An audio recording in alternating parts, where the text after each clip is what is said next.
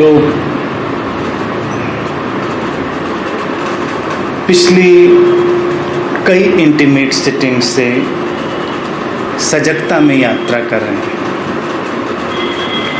In the dimension of awareness आ जाना।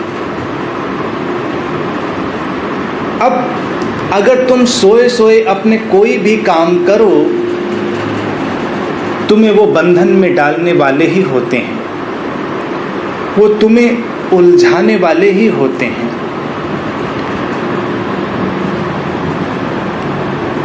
सोए सोए अगर तुम प्रेम भी करते हो, जैसा कि अधिकतर होता आया है, तो वो प्रेम भी मुक्ति नहीं लाता, एक किस्म की परतंत्रता ले आता है, एक तरह की गुलामी ले आता है। और जब तुम जागरण के साथ, पूरी जागृति के साथ प्रेम भी करते हो, या कहें कि प्रेम सचमुच में घटता ही तब है जब तुम्हारे भीतर सजगता आ गई होती है, तुम्हारे भीतर जागरण आ गया होता है।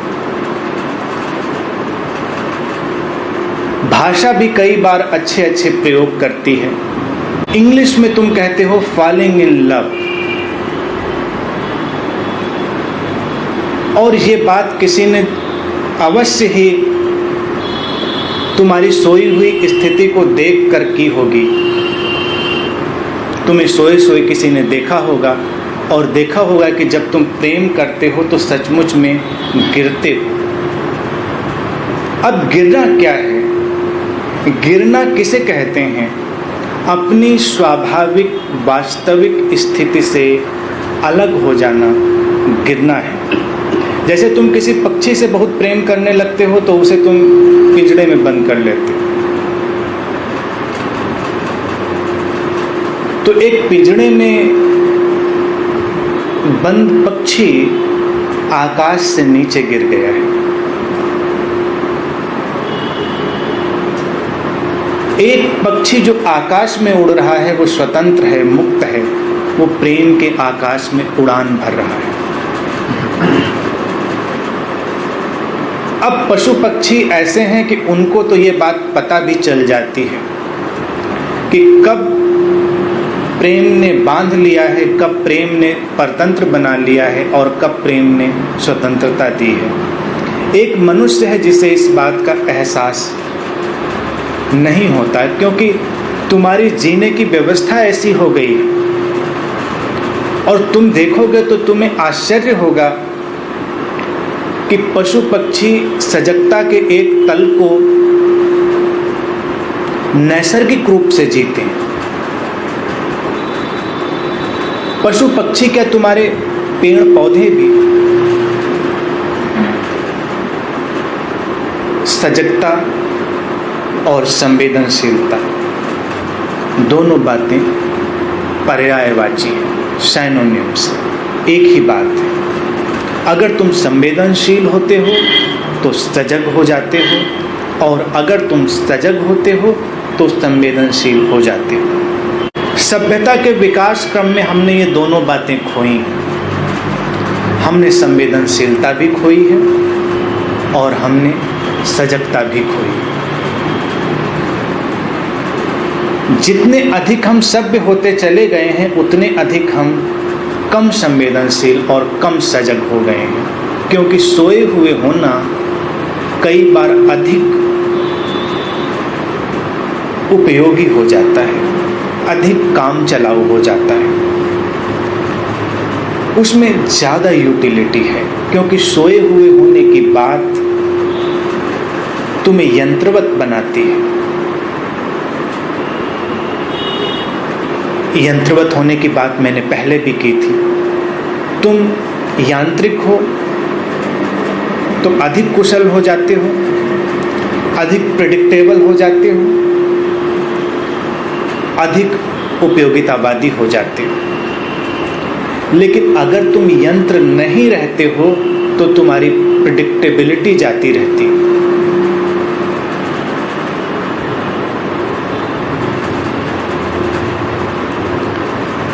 तुम्हारे बारे में अब बहुत तय नहीं हुआ जा सकता।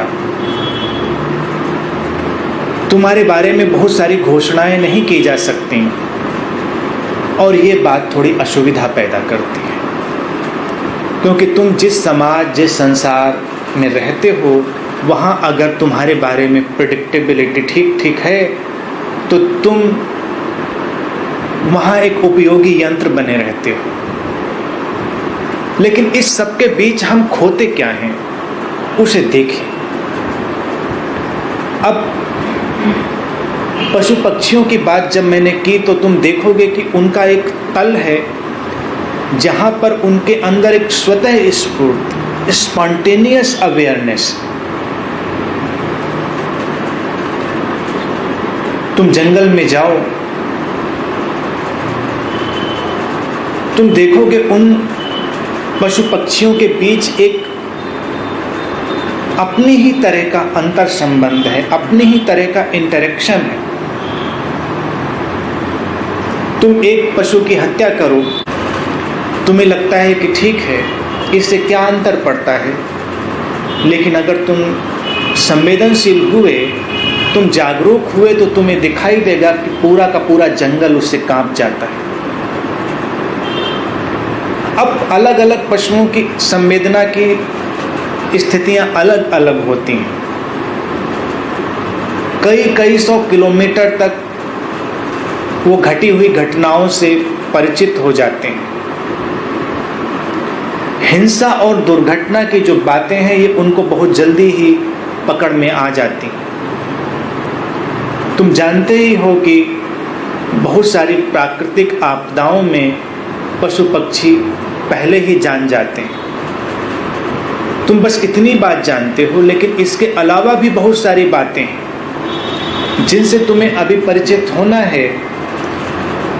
तुम जिन वृक्षों के आसपास रहते हो, वो भी तुम्हारी अपनी भावदशाओं के साथ प्रतिक्रिया करते हैं। तुम एक वृक्ष के पास प्रेम से होते हो तो वो अलग स्थिति में होता है, और एक वृक्ष के पास तुम हिंसा से भरे हुए होते हो तो वो एक अलग स्थिति में होता है। इसीलिए कई बार अलग अलग जगहों पर बैठने से तुम्हें अलग अलग अनुभूतियां हो जाती।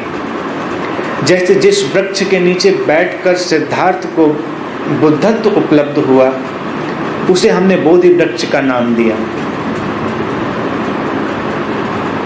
और मान्यता ये रही कि बोधि वृक्ष के नीचे सैकड़ों साल, हजारों साल गुजर जाने के बाद भी अगर कोई बैठता है तो उसके भीतर वो तरंगें प्रवेश करने लगती हैं, वो भाव दशाएं उसे छूने लगती हैं। वृक्ष तुमसे बात करने लगता है, तुमसे बोलने लगता है। तुमने इस पर प्रयोग नहीं किए।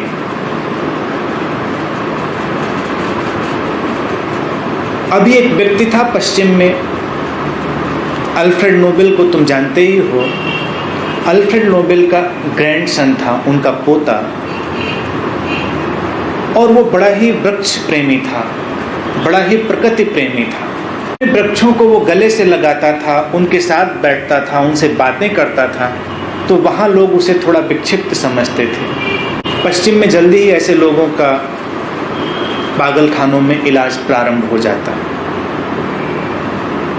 तुम्हारे बहुत सारे संत महात्मा अगर वहाँ होते तो बहुत जल्दी ही वो भी वहाँ डाल दिए जाते, उनका भी इलाज प्रारंभ कर दिया जाता, क्योंकि बातें तो वो भी कभी कभी ऐसे ही दीवानेपन की करने लगते हैं। तो ये वास्तविक घटना है कि, और ज़्यादा पुरानी नहीं है, अभी 10 साल की बात है। उससे उसके वृक्ष मित्रों ने कहा कि तुम्हें भारत जाना है, तुम भारत जाओ, वहाँ एक जगह है पूना, और वहाँ पर तुम्हें कुछ काम करना है। वो वहाँ से चल कर यहाँ आता है और यहाँ वो फिर से अपने जीवन का उद्देश्य ढूंढता है। तुम्हें लगता है क्या वृक्षों के माध्यम से ये बात संभव है तो किसी तल पर संभव है, क्योंकि उनके भीतर भी संवेदनशीलता का एक तल काम कर रहा है।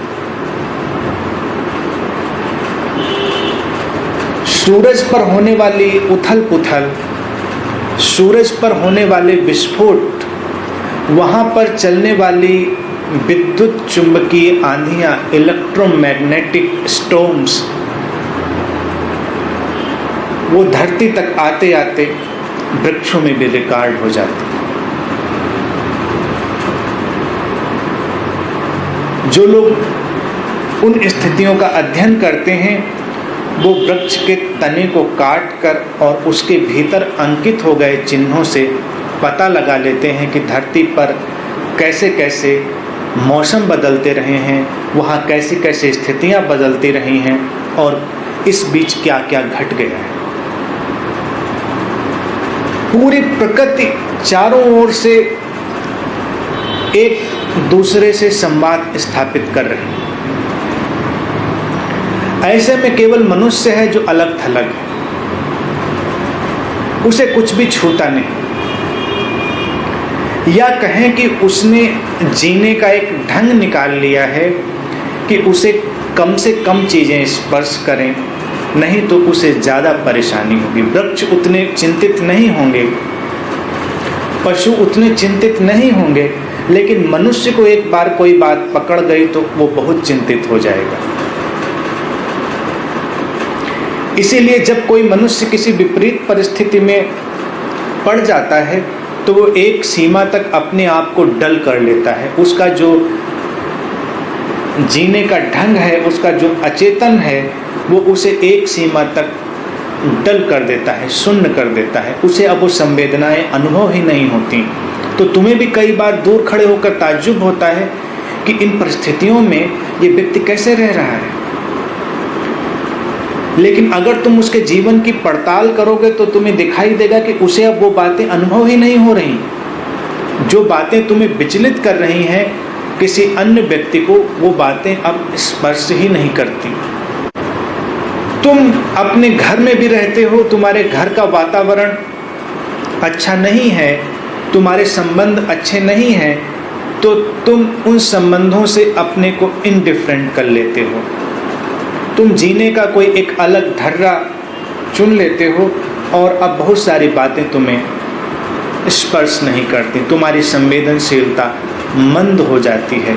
वहाँ जो आग जल रही थी उसके ऊपर राख की परत जम जाती है, तो जीना आसान बना रहता है। जैसे तुम्हारे शरीर में बहुत पीड़ा हो तो प्राकृतिक ढंग है तुम्हें अचेत कर देने का। तुम्हें लगता है कि अगर शरीर में बहुत पीड़ा हुई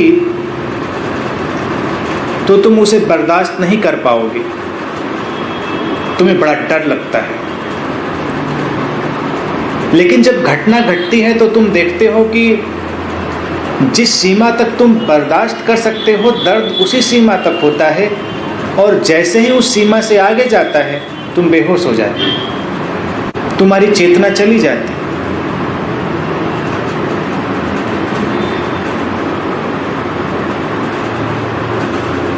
अधिकांश लोग इसीलिए मृत्यु से पहले अचेत हो जाते हैं, क्योंकि शरीर से चेतना का अलग होना एक बहुत बड़ी प्रक्रिया है। तो कुछ सेकंड्स के लिए, कुछ क्षणों के लिए वो बेहोश हो जाते हैं और तभी मृत्यु घट जाती है। जागृत होकर किसी की मृत्यु नहीं घटती। लोगों को लगता है कि अभी तो अच्छे भले बैठे थे, बात कर रहे थे और मृत्यु घट गई। नहीं, ठीक मृत्यु से पहले अधिकांश लोग अचेत हो जाते हैं। जैसे तुम अपनी नींद में जाते हो तो सजगता का एक प्रयोग, एक ध्यान प्रयोग वहाँ के लिए भी है कि अपनी नींद में प्रवेश करते हुए तुम चौकन्ने रहो, देखो कि नींद कैसे आती है। अब तुम बचपन से लेकर उम्र की न जाने कितनी लंबी यात्रा कर लेते हो, रोज रात को सोते हो, और अगर तुमसे पूछा जाए तुम कैसे सोते हो, तुम्हें पता ही नहीं होता। तुम कुछ नहीं करते, तुम बस बैठे हो या लेटे हो और अचानक नींद आ जाती है। तुम कब नींद में चले गए तुम्हें पता ही नहीं। नींद के क्षण में, नींद में जाते हुए क्या घटा तुम्हें नहीं पता चलेगा। अगर तुम ध्यान में गहरे जा रहे हो तो तुम्हें धीरे धीरे पता चलने लगेगा। नींद की पश्चात तुम्हें दूर से सुनाई देने लगेगी।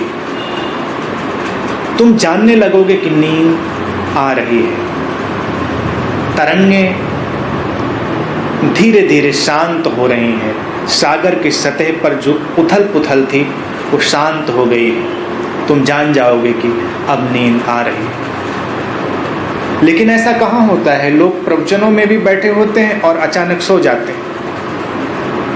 आंखें बंद हो जाती हैं, उनका सिर डोलने लगता है, झोंके आने लगते हैं नींद के, और फिर चौंक कर जागते हैं, टटोलते हैं, तलाशते हैं कि बात कहाँ निकल गई। अब जो बहुत सारी कथाएं तुम सुनते हो, उनसे तुम इतने परिचित हो, तुम कहीं से भी उनको पकड़ लेते हो। इसीलिए प्रवचनों में व्यक्ति जागने की कोशिश नहीं करता। इतनी बार बातें सुनी जा चुकी हैं, तुम बीच से भी पकड़ोगे तो सिरा पकड़ में आ जाएगा। सो जाते हो तो पता ही नहीं चलता। भीड़ है सैकड़ों लोगों की और नींद आ गई। ऐसे तुमसे कहा जाए कि सो जाओ, घर में 10 लोग आ जाएं, घर में 2 लोग आ जाएं, तुम्हें भीड़ लगने लगती। तुम कहते हो ऐसे कैसे सो सकता हूँ, अभी इतने सारे लोग हैं। लेकिन तुम देखो सैकड़ों लोगों की भीड़ में नींद आ जाती। कितने ताज्जुब की बात।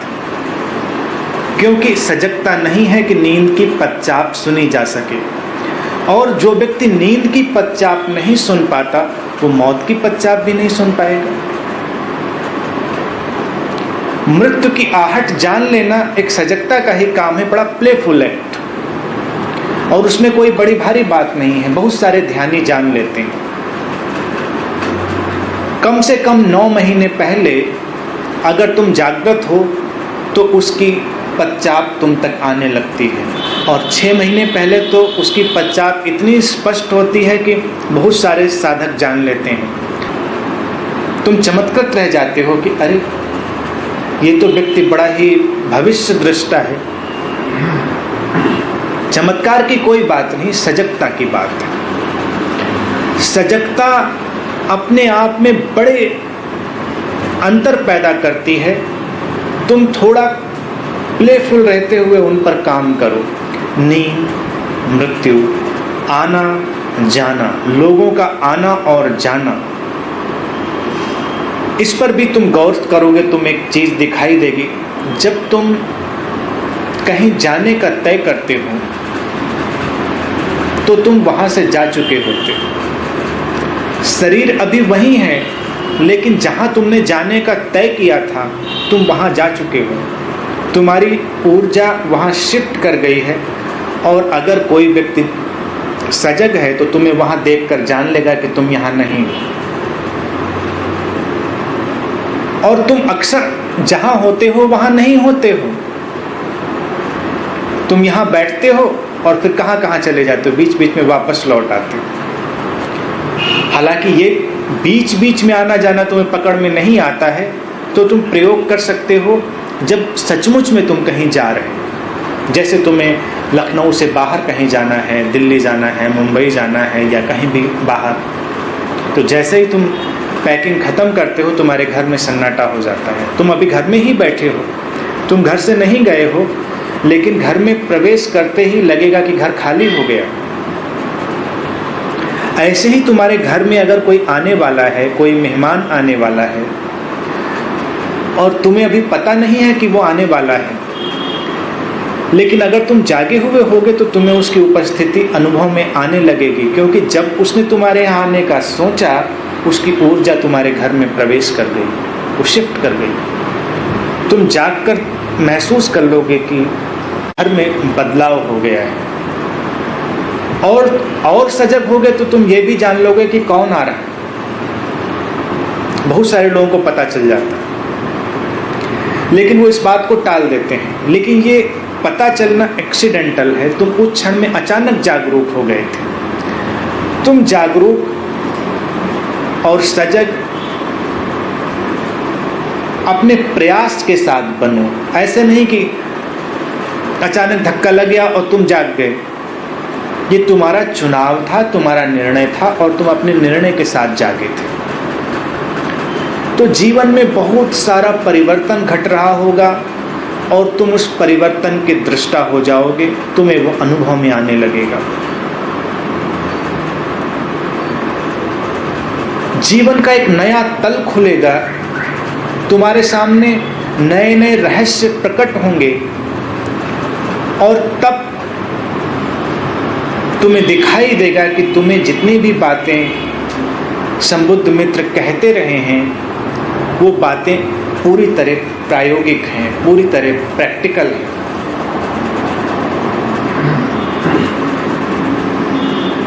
तुम अपने जीवन की न जाने कितनी मुश्किलों से भी बच जाओगे।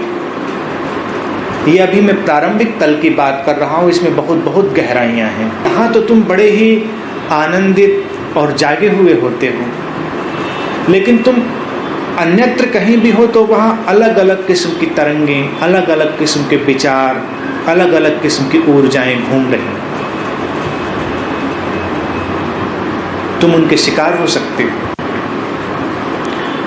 तुम जागे हुए नहीं हो तो तुम उन ऊर्जाओं से अपने आप को जोड़ सकते हो और अपने व्यक्तित्व को तुम बदलता हुआ अनुभव करोगे। कभी तुम बेवजह दुखी हो जाओगे, कभी बेवजह खुश हो जाओगे, कभी बेवजह हिंसा से भर जाओगे, कभी बेवजह किसी और भावना से। बहुत सारे हिंसक लोग जब हिंसा करते हैं तो उन्हें पता ही नहीं होता कि हिंसा उन्होंने की क्यों। बहुत सारे अपराधी भी जब अपराध कर गुजरते हैं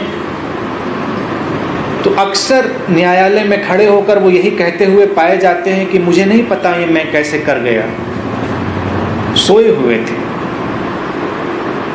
किसी तरंग ने उन्हें पकड़ा और उस तरंग ने अपना काम कर दिया। तुम एक ही काम करते हो, तुम खुले हुए हो। जैसे तुम किसी के प्रति हिंसा की भावना से भरे हुए हो और निरंतर तुम्हारे भीतर विचार चलता रहा है कि मैं इस व्यक्ति को चोट पहुंचा सकता हूं, या तुम्हें लगता है कि मैं हिंसा कर सकता हूं। बहुत सारे ऐसे लोग हैं, ऊपर ऊपर शांति की बात करते हैं, अंदर अंदर वो हमेशा बारूदी सुरंगें बिछाते रहते हैं, अंदर अंदर लोगों के घरों के आगे कांटे बिछाते रहते हैं और ऊपर ऊपर वो फूलों की खेती करते हैं। बहुत सारे लोग ऐसे। फिर अचानक जब परिस्थिति बनती है तो वो निमित्त बन जाते हैं और वो कर गुजरते हैं, उनको पता ही नहीं चलता कि मैं कैसे कर गया। अब जैसे यहाँ 4 लोग बैठकर बड़ी हिंसा की भावना से भरे हुए हैं और उधर सड़क से कोई व्यक्ति गुजर रहा है जिसने पिछले कई वर्षों तक हिंसा का और विध्वंस का विचार किया है, वो खुला हुआ है, उन विचारों के प्रति ग्रहणशील है, तो 8-10 लोगों की तरंगें हवा में गुजरेंगी और वो माध्यम बन जाएगा। अगर जागा हुआ नहीं है और किसी परिस्थिति में वो हिंसा कर डालेगा, उसकी हिंसा में तुम भी जिम्मेदार हो, उसके कृत्य में तुम भी भागीदार होगे और उस व्यक्ति को पता ही नहीं चलेगा कि बात तो मामूली सी थी, लेकिन वो इतना आपा क्यों खो बैठा, क्योंकि पीछे से आती हुई तरंगों ने धक्के का काम किया और वो सोया हुआ था, वो माध्यम बन गया। इसी तरह से उदासी है, इसी तरह से नकारात्मकता है, तरह तरह की भावनाएं हैं, सारी रेंज। कभी कभी तुम प्रेम के भी शिकार होते हो। जैसे हिंसा है तो तुम्हें लगता है कि नहीं, प्रेम तो अपना है, लेकिन प्रेम भी कई बार तुम्हारा अपना नहीं होता। कहीं तुमसे थोड़ी दूर कोई व्यक्ति बड़ा प्रेम से भर गया है, उसकी प्रेम की तरंगें गुजर रही हैं, प्रेम की ऊर्जा गुजर रही है और अचानक तुम प्रेम से भर जाते हो, तुम प्रेम के शिकार हो जाते हो। इसमें दुर्घटना होती है तीसरी पार्टी के साथ। जब बीच वाला व्यक्ति प्रेम से अभी भरा हुआ अनुभव कर रहा है और उसके भीतर अभी प्रेम ने जन्म नहीं लिया है, वो तरंगें उसके अंदर आ गई हैं और वो किसी के सामने होता है, तीसरे व्यक्ति के सामने, तो बड़ा प्रेम पूर्ण होता है। अचानक जो स्रोत था तरंगों का वो दूर हो जाता है या स्रोत विदा हो जाता है और तरंगें जाती रहती हैं, व्यक्ति फिर से वैसा ही खाली रह जाता। तो तीसरा व्यक्ति अचकचा के रह जाता है कि क्या हुआ, ये प्रेम कहाँ चला गया? अभी 3 दिन पहले तो बड़ा प्रेम था और अचानक सब प्रेम गायब। जैसे दोपहर में अंधेरा घिर गया।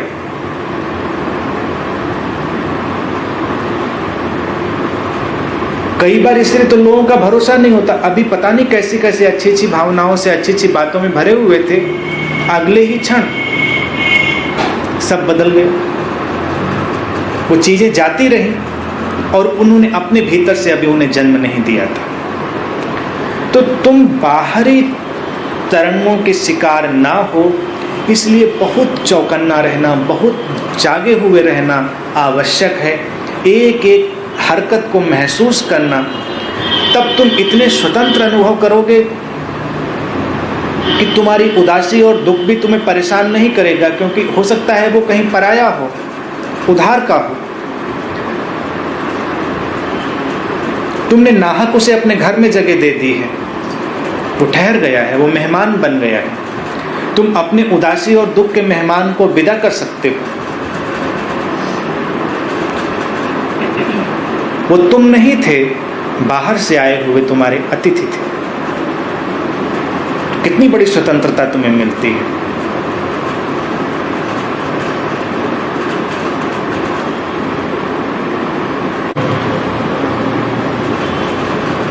अभी इन सारी बातों पर प्रयोग करना प्रारंभ करें। सजगता के नए नए तल खोलें और संवेदनशीलता के नए नए ढंग विकसित करें।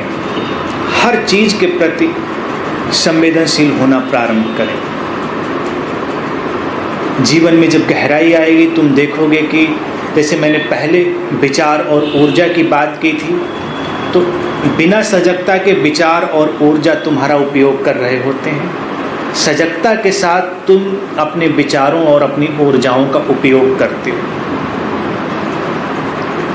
जैसे तुम्हारे भीतर काम की ऊर्जा है, क्या तुम उसका उपयोग करते हो?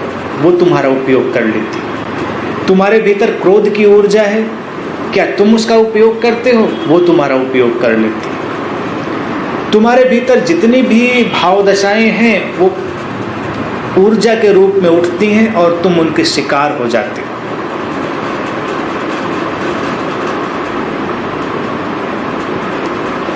जागरूकता के साथ तुम जब उन पर काम करते हो, तब वो बड़े ही व्यवस्थित रूप में घटती हैं। ऐसा नहीं कि तुम्हारे जो भाव हैं वो अचानक विदा हो जाते हैं, लेकिन अब बड़े व्यवस्थित रूप से आते हैं।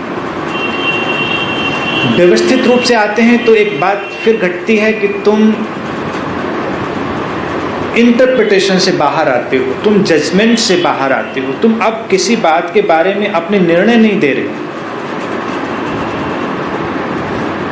तुम क्रोध करते हो तो तुम ये नहीं कहते कि क्रोध अच्छा है बुरा है, ये आवश्यक था अनावश्यक था।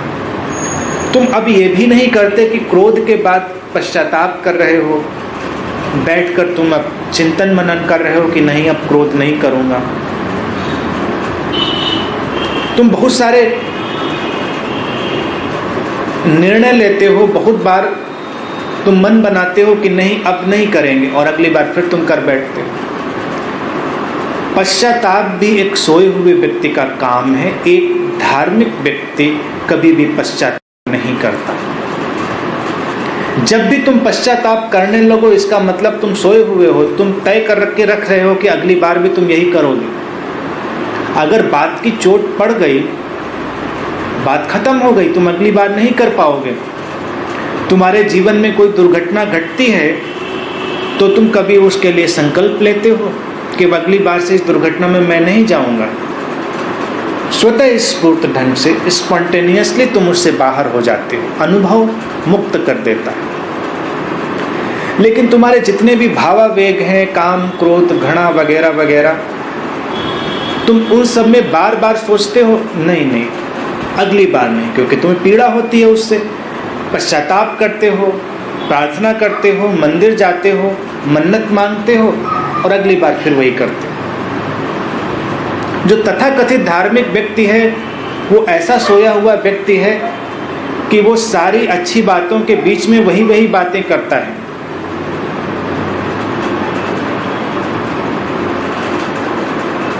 अच्छी बातें करने वाले लोग आवश्यक नहीं अच्छे होते हैं, और अच्छे लोग आवश्यक नहीं कि अच्छी बातें करते हैं। अनुभव केवल तुम्हें अंतर्दृष्टि देता है। तो कोई पश्चाताप ना करें, केवल जाग कर देखें कि तुम्हारे भीतर जो ऊर्जा की लहर उठी थी उसने किया क्या है, वो कैसे उठी थी, उसने तुम्हें कहाँ कहाँ प्रभावित किया है, कहाँ कहाँ चोट पहुँचाई है। इस दर्शन से एक मुक्ति का अनुभव घटना प्रारंभ होगा। एक सज्जन मेरे पास आते थे पहले, और उन्होंने मुझसे कहा कि मैंने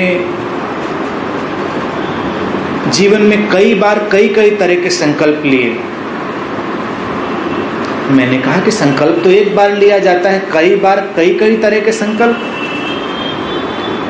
उन्होंने कहा कि मैंने अक्रोध का संकल्प लिया, मैंने ब्रह्मचर्य का संकल्प लिया। मैंने कहा कितनी बार? उन्होंने कहा 4-5 बार लिया। मैंने कहा फिर? उन्होंने कहा 6ठी-7वीं बार फिर लेने की हिम्मत नहीं रही, फिर नहीं ले पाया संकल्प। बोध अगर है तो तुम संकल्प नहीं लेते हो, तुम्हारा बोध ही तुम्हें मुक्त करता है। लेकिन नींद में सोए हुए व्यक्ति के जो कृत्य हैं वो पश्चाताप के रूप में या संकल्प के रूप में घटते हैं, तो वो ऊर्जा इकट्ठी करते हैं फिर से घटने के लिए। जैसे कभी तुमने शेर को शिकार करते हुए देखा हो तो वो पीछे की तरफ बड़े आराम से सरकता है। तो अगर तुम कभी शेर को नज़दीक से देखने का अनुभव नहीं कर पाए हो, कहीं तुमने टेलीविज़न पर भी नहीं देखा है, तो तुम्हें लगेगा शायद पीछे लौटकर वापस जा रहा है। तुम निश्चिंत हो सकते हो, लेकिन वो पीछे जाकर आगे जाने की ऊर्जा इकट्ठी करता है।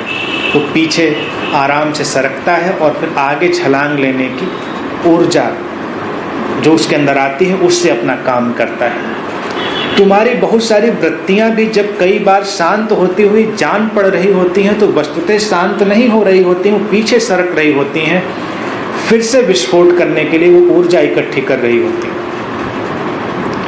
जैसे किसी व्यक्ति ने अभी बहुत लड़ाई झगड़ा किया है, अभी घर में बड़ा उपद्रव किया है, बड़ा क्रोध किया है, और अचानक तुम्हारे घर आ जाए तो तुम्हें बड़ा शांत व्यक्ति जान पड़ेगा, क्योंकि अब इसकी जो उपद्रव करने वाली ऊर्जा थी वो निकल चुकी है, तुम्हें बड़ा शांत दिखाई पड़ेगा। लेकिन ये शांति वास्तविक नहीं है। अब इस शांति में धीरे धीरे ऊर्जा इकट्ठी होगी और 2-3 दिन जब ऊर्जा वो अपनी पूरी कर पाएगा तो फिर वही सब करेगा। लेकिन सजगता की चोट अगर एक बार तुम्हारे भीतर आती है तो पीछे जाना मुश्किल हो जाता है, क्योंकि सजगता में कई चीज़ें दिखाई देती हैं कि वस्तुतः जब तुम बेहोश होते हो तुम दुखी होते हो, तुम दुख में गिर जाते हो। जैसे क्या कोई ऐसा व्यक्ति तुम्हें ढूंढने से मिलेगा कि जो बहुत प्रसन्न हो और बहुत प्रसन्न होने के बावजूद वो किसी नशे का उपयोग करे?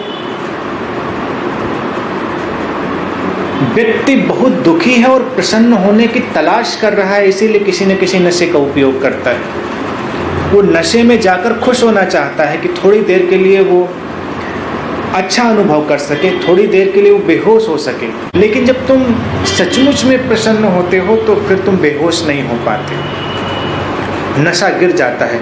तुम्हारे नैतिक और धार्मिक लोग तुम्हें हमेशा समझाते रहे कि नशा मत करो, तुम मादक पदार्थों का उपयोग मत करो, लेकिन तुम देखो उससे कहीं कोई अंतर पड़ता है? कहीं कोई अंतर पड़ा है? सब कुछ वैसे ही चल रहा है और दिन प्रतिदिन बढ़ता जाता है। नई नई दवाइयाँ जो कहीं चिकित्सा में उपयोग होती हैं तुम उनको भी खोज लेते हो नशे के लिए। जैसे LSD का उपयोग होता था, अभी मैं देख रहा था एक केटामाइन करके दवा है जो पशुओं को एनेस्थीसिया के लिए उपयोग करते हैं, तो उसकी एक निश्चित डोज लोग इसी अनुभव के लिए ले रहे हैं, एक इल्यूजरी निर्वाण डिवाइन अनुभव। पहले ये LSD का उपयोग करते थे, अब आजकल वो बहुत चल रही है और भारत में वो पर्याप्त मात्रा में मिल जाती है। यहाँ से बाहर भी लोग ले जाते हैं, यहाँ सस्ती है, बाहर बहुत महंगी है। तो उस दवा को लेने का प्रचलन बढ़ गया है। जो रेप पार्टीज़ हैं या अच्छी जो पार्टियां हैं उनमें उसका उपयोग होने लगा। थोड़ी देर के लिए तुम किसी अलग दुनिया में चले जाते हो, लेकिन फिर अपनी दुनिया में वापस लौट आते हो। बेहोश आदमी की अपनी दुनिया होती है। जैसे किसी नशे में गए हुए व्यक्ति से तुम संवाद कहाँ कर पाते हो या कम्युनिकेट कर पाते हो? तुम नींद में चले गए हो तो तुम्हारे अपने सपने हैं, तुम्हारी अपनी दुनिया है। सोए हुए व्यक्ति की अपनी अलग दुनिया है। इसीलिए जितने लोग हैं उतनी दुनियाएं हैं, क्योंकि लोग उतने सोए हुए हैं। जागे हुए इंसान की दुनिया एक होती है। जब हम जागे हुए बैठे हैं तो ये कमरा, ये ध्यान कक्ष तुम्हारे लिए भी उतना ही है, दूसरे के लिए भी उतना ही है।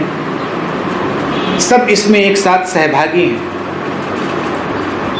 तुम जागे हुए हो तो रोशनी सबकी है, उस एक रोशनी में ही सब सहभागी हो रहे हैं। लेकिन जब तुम नींद में किसी स्वप्न में होते हो तो तुम्हारी अपनी रोशनी है, तुम्हारा अपना स्पेस है, तुम्हारा अपना टाइम है, और दूसरे का टाइम और स्पेस तुम्हारे टाइम और स्पेस से कभी मिलता नहीं, इसीलिए टकराहट होती है। जब सोए लोग आपस में मिलते हैं तो उनकी टकराहट इसीलिए होती है क्योंकि उनके संसार एक दूसरे से मिलते नहीं, तो दर्द बना रहता है कि हम एक दूसरे को जानते नहीं। बड़े गहरे गहरे प्रेमी भी इसी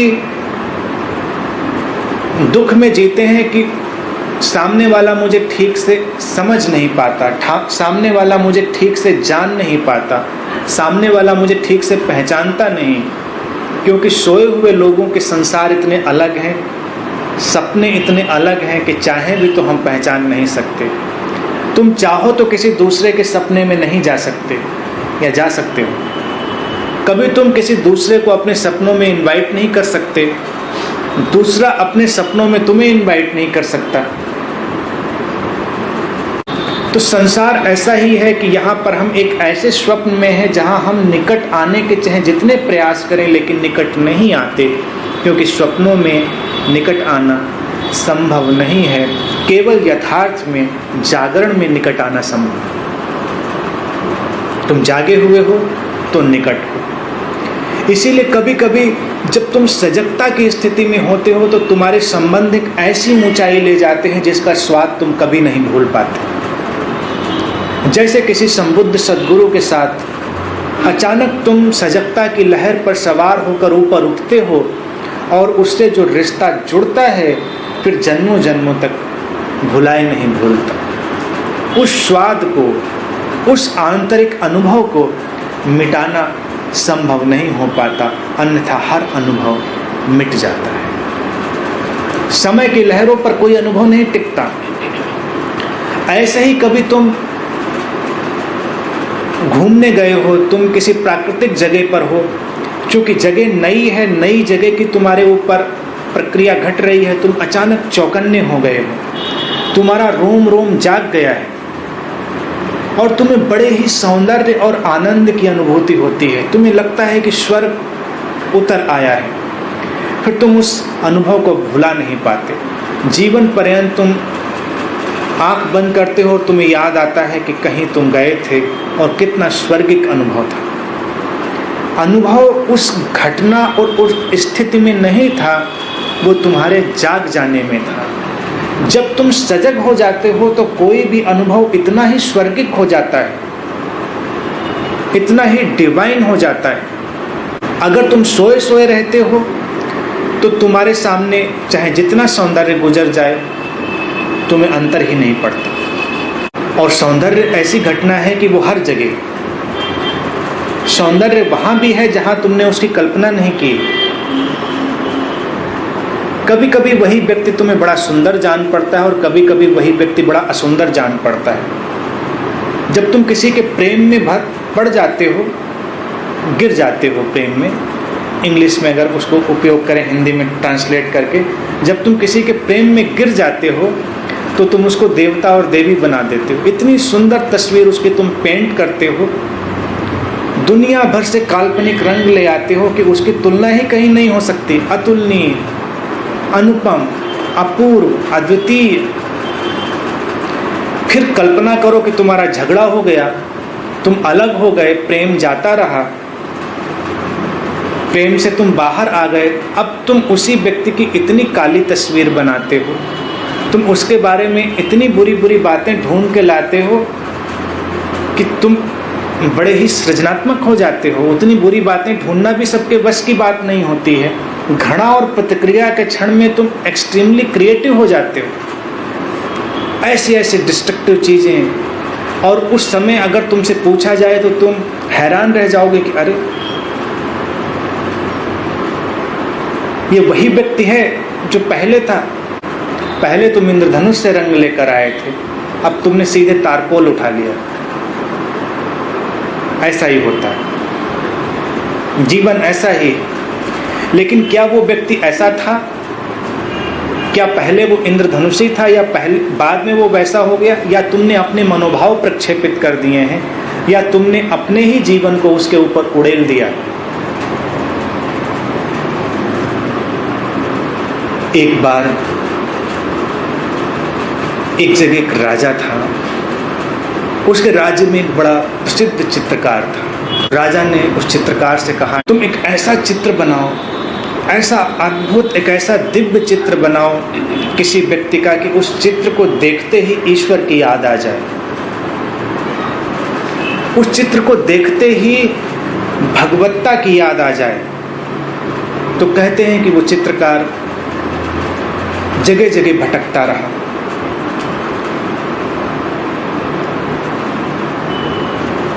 कहीं कोई ऐसा चेहरा मिल जाए जिसको देखकर ईश्वर की याद आ जाए। इतना निर्दोष, इतना मासूम, इतना सुंदर। और एक दिन एक जगह से वो गुजरता था तो देखा कि एक युवा लड़का एक चट्टान पर बैठे हुए बांसुरी बजा रहा है। उसकी कुछ भेड़ें इधर उधर घास चर रही हैं, और उस क्षण में उसके चेहरे पर ऐसी आभा है, ऐसी रोशनी है कि ऐसा लगता है कि आसमान से उतर कर कोई देवता बैठ गया। वो उस लड़के से कहता है कि अगर तुम्हें आपत्ति ना हो तो मैं तुम्हारा एक चित्र बनाना चाहूँगा। वो कहता है ठीक है। वो उस चित्र को बनाता है, बड़े परिश्रम से एक एक भाव को उकेरता है।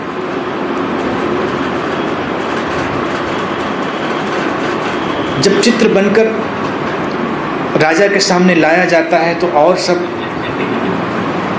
लोग भी इकट्ठे होते हैं, वो देखते हैं और सब विस्मय विमुक्त रह जाते हैं, आश्चर्यचकित रह जाते हैं। इतना सुंदर चेहरा। और वो चित्र बड़ा प्रसिद्ध हो जाता है, लोग दूर दूर से उसे देखने आते हैं। फिर धीरे धीरे जीवन आगे बढ़ता है। 20 साल बीत जाते हैं। राजा एक दिन बैठकर उस चित्र को देख रहा होता है और 20 साल बाद उसे ख्याल आता है कि ये तो आधी बात है। अपने उस मित्र चित्रकार से कहता हूँ कि ऐसा चित्र बनाओ जिसको देखकर ही रोंगटे खड़े हो जाएं, जिसको देखकर ही नर्क की याद आ जाए, जिसको देखकर ही शैतान जिंदा हो जाए। तो वो उसको बुलाता है। वो कहता है अभी तो ये आधी बात थी, अब इसको पूरा करो। एक ऐसे व्यक्ति का चित्र बनाओ जो इससे ठीक विपरीत हो। चित्रकार कहता है कोशिश करता हूँ। वो घूमता रहता है कई जगह, कई जेलों में, कई जगह अपराधियों से मिलता, यहाँ वहाँ, लेकिन उसे इतना विभत्स चेहरा नहीं दिखाई देता। एक जगह एक जेल में उसे एक चेहरा दिखाई देता है और उसके रूह कांप जाती है, उसके रोंगटे खड़े हो जाते हैं। बिना किसी कारण के उसकी रीढ़ में कंपन पैदा हो जाता है, उसमें ठंडापन दौड़ जाता है और वो सोचता है ये वही चेहरा है, इसको मैं बनाऊंगा। और कैनवास लाकर बड़े जतन से वो उस चेहरे को बनाता है। बनाते बनाते वो खुद भयभीत हो जाता है। जब चित्र पूरा बन गया है तो इतना प्रतिक्रिया पैदा करने वाला चित्र है कि चित्रकार सोचता है कि बात पूरी समझ में तब आएगी जब मैं पहले वाला चित्र भी लाऊं, दोनों को एक साथ रख के देखूं। अगर कोई कमी रह गई हो तो उसको पूरा करूं। तो उस जेल में जहां वो चित्र बना रहा था, उसका चित्र रखा है और पहले वाला चित्र लेकर वो आता है, दोनों को रखकर दूर खड़े होकर वो देखता है। इतनी विपरीतता, इतना विरोधाभास देखकर वो दंग रह जाता है। तभी उसे अपने पीछे से किसी के रोने की आवाज़ सुनाई देती, किसी के सिसकने की आवाज़ सुनाई देती। वो पीछे मुड़ता है, देखता है वो व्यक्ति रो रहा है जिसका उसने अभी अभी चित्र बनाया था। वो पूछता है कि तुम इतने कठोर व्यक्ति हो, तुम्हारे चेहरे पर कहीं कोमलता नाम की चीज़ ही नहीं है, तुम किस बात पे रो रहे हो? वो कहता है तुमने शायद ध्यान नहीं दिया, ये पहले वाला चित्र भी मेरा ही है। आज से 20 साल पहले तुमने मेरा ही चित्र बनाया था। पूछता है क्या हुआ? इन 20 सालों में क्या हुआ? जीवन कैसी करवट ले गया? तुम ऐसे कैसे हो गए? वो कहता मैं नहीं जानता। अब यहाँ पर इस कथा में मुझे सजगता की एक यात्रा दिखाई देती है कि पहला तो चित्रकार कि उसे ये सजगता नहीं पकड़ती कि वो एक ही व्यक्ति के बदलते हुए रूपों को, बदलते हुए चेहरों को देख ले, और दूसरा व्यक्ति जब उसकी सजगता खो गई है, जीवन अंधेरी रास्तों पर निकल गया है, तो इतनी कुरूपता इकट्ठी हो गई। यानी कि जिस चेहरे में ईश्वर हो सकता है उसी चेहरे में शैतान भी हो सकता है। यानी कि जिस चेहरे में ईश्वर हो सकता है उसी चेहरे में शैतान भी हो सकता है। एक चेहरा जहाँ पर सजगता जीवित है और एक चेहरा जहाँ सजगता बिल्कुल भी नहीं रही, बिल्कुल खो गई। एक ही इंसान के भीतर वो दोनों चेहरे। इसीलिए धर्मों ने दोनों बातों की ईजाद की, ईश्वर की भी और शैतान की भी। और जो कुशल लोग होते हैं वो दोनों की एक साथ प्रार्थना करते हैं। शैतान के भी और ईश्वर के, जो कुशल लोग हैं वो दोनों को एक साथ साध कर रखते हैं। जाने कब कौन काम आ जाए। भगवान का तो पक्का नहीं पूरा काम करेगा, हो सकता है कभी वो भी काम आ जाए। तो धर्मों ने तुम्हारे लिए दोनों व्यवस्थाएं की हैं। तुम इधर भी चाहो तो सो सकते हो, तुम उधर भी चाहो तो सो सकते हो। लेकिन जागरण तब घटता है जब तुम देखते हो कि दोनों ढंग और दोनों चेहरे, जीवन के उजले पक्ष और जीवन के अंधेरे से भरे हुए पक्ष, सब तुम्हारी ही संभावनाएं हैं। तब तुम जागने लगते हो, तुम्हारे भीतर एक विस्फोट होने लगता है।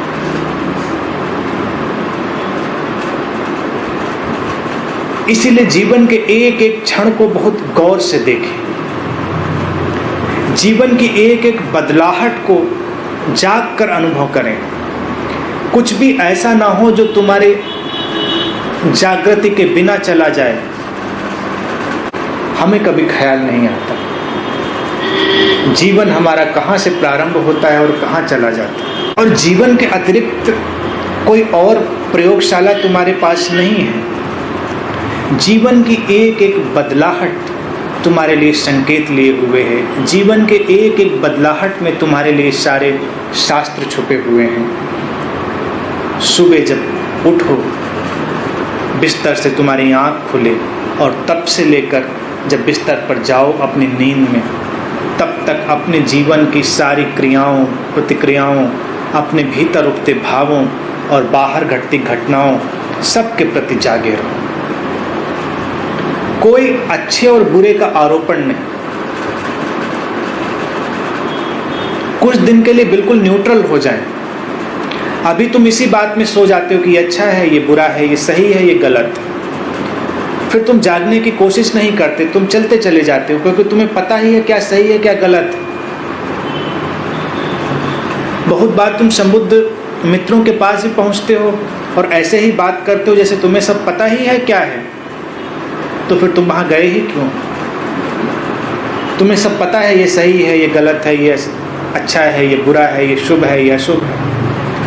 कुछ देर के लिए डेफिनेशन फ्री हो जाएं, व्याख्या मुक्त हो जाएं, परिभाषा मुक्त हो जाएं, जैसा है उसे वैसा रहने दें और उसे वैसा ही देखें। तब तुम्हारे भीतर कोई अंतर्दृष्टि जागेगी और तब कोई रूपांतरण घटेगा, वो बिल्कुल ही नया होगा, वो तुम्हें ईश्वरीय बनाएगा। किसी भी प्रकार की नैतिक शिक्षा में ना उलझे, थोड़ा अति नैतिक हो, शुपम मारल हो। व्यक्ति या तो नैतिक हो जाता है या अनैतिक हो जाता है। धार्मिक लोग दो ही ध्रुव में रहते हैं। एक तीसरा ध्रुव अति नैतिक, super moral. Super morality state of awareness, सजगता की स्थिति है। जब तुम्हारी सजगता बताती है कि क्या शुभ है क्या अशुभ है। इस सजगता से ही कुछ और बातें निकलती हैं जिनकी संबुद्ध मित्रों ने बात की है, उनकी मैं अगली बार चर्चा करूंगा। 5 बातें बड़ी महत्वपूर्ण निकलती हैं। अहिंसा, अकाम, अपरिग्रह, अचौर्य, अप्रमाद। अब इनकी मैं विस्तृत बात अगली बार करूंगा। ये क्या है? ये स्थितियां हैं। जब तुम सजग और संवेदनशील होते हो, तुम्हारे भीतर ये 5 स्थितियां बनती हैं। अहिंसा की, अकाम की, अपरिग्रह की, अप्रमाद की। ये सारी जितनी भी स्थितियां हैं, ये सब तुम्हारे भीतर बनती हैं। नकारात्मक है, ये सकारात्मक नहीं है। सकारात्मक तो इसके बाद घट जाता है, क्योंकि सत्य जब सजगता का स्पर्श करता है तो सत्य सृजनात्मक और संवेदनशील हो जाता है। गैर सजग व्यक्ति के पास अगर सत्य होता है तो सत्य का उपयोग भी वो हथियार की तरह से करता है, दूसरे को चोट पहुंचाने के लिए करता है। और जिस किसी बात से तुम किसी को चोट पहुंचा सकते हो वो सत्य नहीं रह जाता। परिपूर्ण रूप से संवेदनशील, यही सजगता की कसौटी होगी, यही सजगता का आधार होगा कि तुम किस मात्रा में संवेदनशील हुए हो। उसी मात्रा में तुम्हारी सजगता तय की जाएगी। आज के लिए इतनी ही बात।